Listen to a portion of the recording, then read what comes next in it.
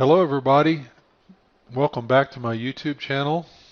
We're here talking about the Lord's Recovery Movement of Witness Lee, also known as the local church movement. And my last message discussed a little bit about the idea of the Lord's Recovery being a cult. And my argument was I wouldn't use that word. I feel like it's inflammatory. I would use it in very narrow usages, particularly calling it a personality cult, which is a group that is centered around a particular person, or perhaps what they call a cargo cult, which is a group which has misinterpreted some event in the past and is waiting for the reoccurrence of that event vainly. I would like to talk now about the Christian Research Institute's 2009 published journal, in which they attempted to exonerate the local church from being a cult. Now, in their view, a cult was very much about the doctrines of the group and whether the doctrines were heretical or not. And in the history of the local church, there's been a lot of accusations of heresy, particularly in their Trinity doctrine, but also in their doctrine of the nature of man, sometimes the nature of Christ. But a lot of times it's centered around their Trinitarian doctrine, which says the Father is the Son and the Son became the Spirit. What the Christian Research Institute did in this issue, they devoted to basically apologizing to the Lord's Recovery for falsely accusing them of being a heretical group. And it was quite well done in the sense of it was professionally produced. There was a lot of scholarly work in it, seemingly, but I feel like they made a major error. And I'll get into that, but right now I want to talk about, in general, the idea of the local church being a heretical group. Now, heresy is something that is often not really well defined, because a lot of times it centers around the Trinity. If you don't believe in the Trinity correctly, according to some people, they are going to call you a heretic. For example, if you say the Trinity doesn't exist. Now that's an extreme view, and I would agree that that's heretical. There are more subtle deviations from Orthodox Trinitarian teaching that I would say it's unfair to call them heretical. Because when you're starting to talk about things like the Trinity, and when you're starting to talk about things like the nature of man, and the nature of Christ, and really the nature of reality, there's a lot of stuff we don't understand, and it's mysterious, and we get these truths in the Bible. It's like you're in a dark city, and you see street lights, and you see this street light over here shining on this, and you see that street light over there shining on that, and they give you some sense of location and bearing, but you don't really see what's in between them. So you just kind of do the best you can with what you see and what you know. And understanding these deep subjects of God are the same way. There is an orthodox teaching of the Trinity which I feel personally is inadequate. And it can be summed up in all three of the Trinity are God, but none of them are each other. In a way that's true, but in a way it's not true. Here again, we are in the subject of the Trinity, which is a conundrum to try to explain, because you're talking about one being who has three persons.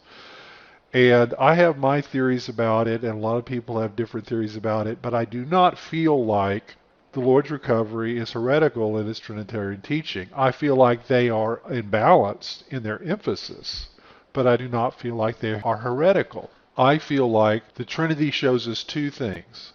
It shows us that God is one, and it shows us that within God, somehow, there is this relationship between two beings, the Father and the Son. And it's a full, genuine relationship of two beings, and that relationship is the Spirit.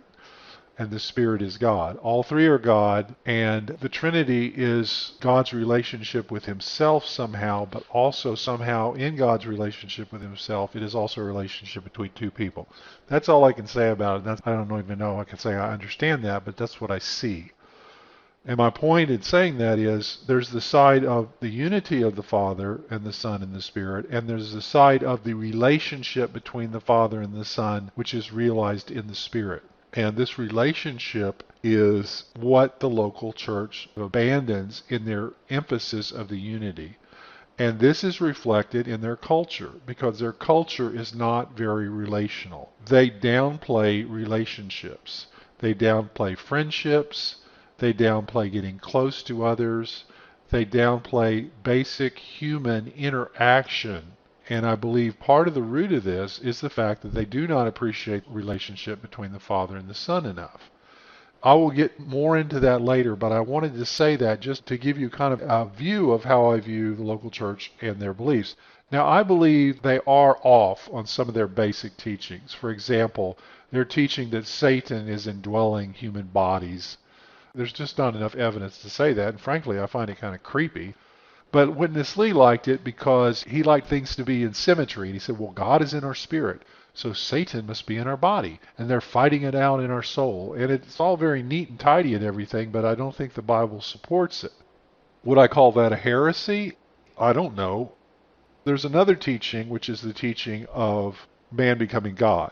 God became man so that man can become God. When they talk about becoming God, they're really talking about that we share God's life and nature, and we are God in the sense that we are so filled with God and so united with Him, so that in some sense we are Him, in the sense of we're Christ's body and we're His children and that kind of thing. The problem is you get into the whole side of the person of it. And they say, well, we're God in life and nature, but not in the Godhead. Well, then it becomes so awkward, it's hard to even process and appreciate. So is that a heresy? I would say if they push it to the limit, it is. But what the Christian Research Institute concluded was it was just a deeper and more mysterious view of sanctification than we're used to. Well, that's pretty generous, but I don't want to make the case that the local church is heretical. What I want to make the case of in this audio message is that when you're talking about a cult or when you're talking about an aberrant Christian group, you're talking about not just their teachings, you're talking about their behavior, and you're talking about the culture of the group. They had like 5 parts in this piece. It was written by Elliot Miller, Gretchen Passantino, and Hank Handegraff. Handegraff gave the introduction and conclusion. There was a lot of talk about their doctrines, and there was some talk about how the local church related to other Christians. But what they left out was how the local church related to itself. That is, how the group treats its own members.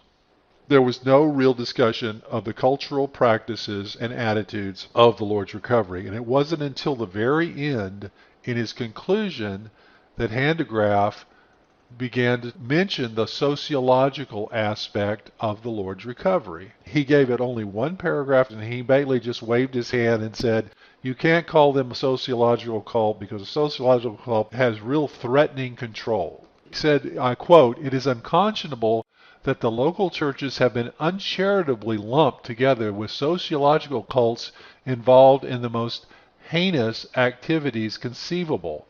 Well, that's very misleading, because it doesn't matter if they're lumped with those or not. What matters is whether they qualify as a sociological cult or a sociological aberrant group themselves. And the fact of the matter is they do.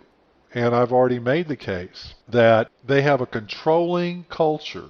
They threaten their members and tell them, do not leave the Lord's Recovery or you will be sorry. There have been claims in messages which I have been witness to, talking about that God will judge you if you leave the Lord's Recovery. Bad things can happen to you. People have died that have left the Lord's Recovery. Members of their family have died. They've lost their jobs.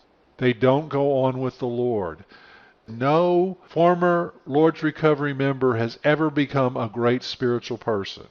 You will not be as good a Christian. You will miss the kingdom. Now, they admit there's going to be overcomers that come out of groups other than the Lord's Recovery. But what they imply and what they say is, but if you've been in the Lord's Recovery and you leave, you've already seen the light, and that won't happen to you. So my contention is the Christian Research Institute dropped the ball in their exoneration of the Lord's Recovery as a sociological aberrant abusive group.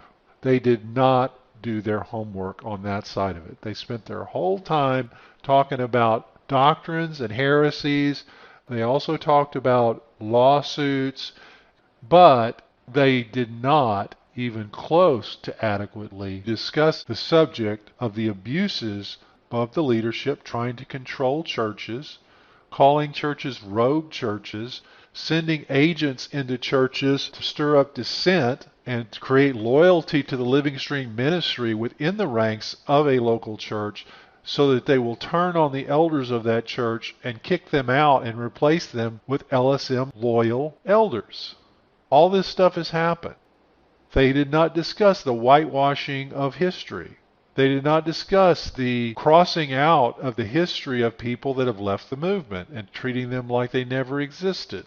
They did not talk about the crisis in the late 80s when Philip Lee, Witness Lee's son, was caught multiple times molesting local church women in the Living Stream Ministry offices, and they covered it up and whitewashed it and deported the victims. Then later, as a group, signed a pledge where they apologized to Philip Lee, Witness Lee's son, the molester, saying, "We're sorry that we said this about you, and oh, you're a great guy, and it was our mistake to think that Brother Lee's son could ever do these things." And they certainly didn't discuss that many Lord's Recovery members were railroaded out of the movement because they wouldn't stand for this stuff. The Christian Research Institute didn't mention this stuff. They didn't do their homework on this stuff. So I lost a lot of respect. Not that I had any respect because I'd never even heard of them before, but I lost a lot of respect for them and Hank Hanegraaff, who was the president of this outfit. So he's some kind of celebrity that supposedly knows something, and the host of the Bible Answer Man. He basically drove this thing. The scholarly effort and research into the sociological abuses of the Lord's Recovery was a complete fumbling of the ball. They just didn't do their homework. So, is the Lord's Recovery heretical? Some people might say something's heretical. I don't really think that's the problem. I think from a sociological aspect and a leadership aspect, they are definitely a controlling, abusive religious group. There can be no doubt. There are hundreds of people who have been abused by this group and who have been brokenhearted by this group because of the way they've been treated. So, what's the conclusion here? When you hear about this study and when you hear claims about it, realize that they only did about half their work.